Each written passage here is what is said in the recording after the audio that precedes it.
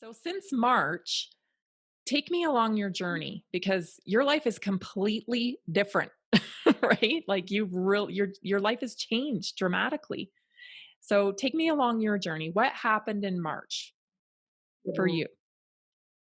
Well, my one of my oldest friends just randomly told me that his daughter had been sent a text message from her university, where I went, Queens in Okay. Ontario, Okay. and that her year was her year was over for the year, and they were all being sent home before spring break. Okay. And because I've studied the corruption of infectious diseases, that industry for 2 years, I Yeah. was like, and I'm an investigator, I'm a problem solver. I'm like, okay, so if 2 million students were told their years were over, that's not something that you do quickly by text message in a couple of days. That would Right. take months of planning. Right.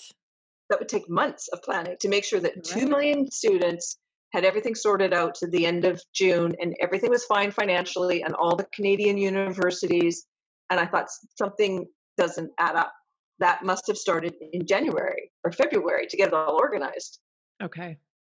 Yeah, so I knew we were in for a big hit, and infectious diseases is full of corruption, so I just didn't know how big it was going to be, and then it all started happening as soon as Bonnie Henry, our public health officer, I don't Yeah. know if you guys are faced with them, as soon as she hit TV, because I have a TV background, I was like, here we go.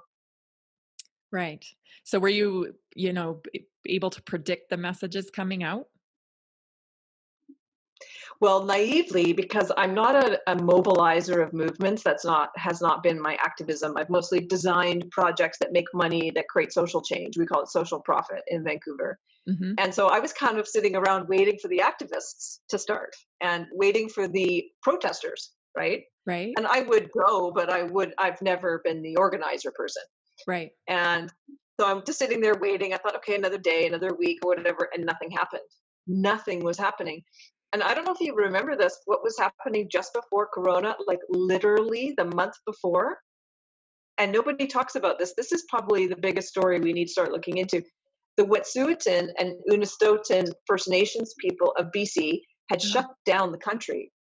And that oh, movement ended up on 5 continents within 2 weeks. Do you remember that one? I don't. I didn't hear anything Okay, about it. maybe yeah, you mainstream news, who knows? But they literally had solidarity on 5 continents because it was a peasant revolution. You know, they're connected to the peasants, South America, Africa, Europe. They had support on 5 continents literally in 2 weeks. Because I study social movements and I was like, Right? that was the fastest social movement I've ever seen happen. And so that's what led into Corona. That was happening the month before Corona in Interesting. Canada. Yeah, and so I thought, Interesting. okay, well, the protesters will get out again, right? Nothing. Nothing happened for weeks, and I think it was my husband who might have said it. He's like, "Well, maybe it's your turn. Maybe you need to start this."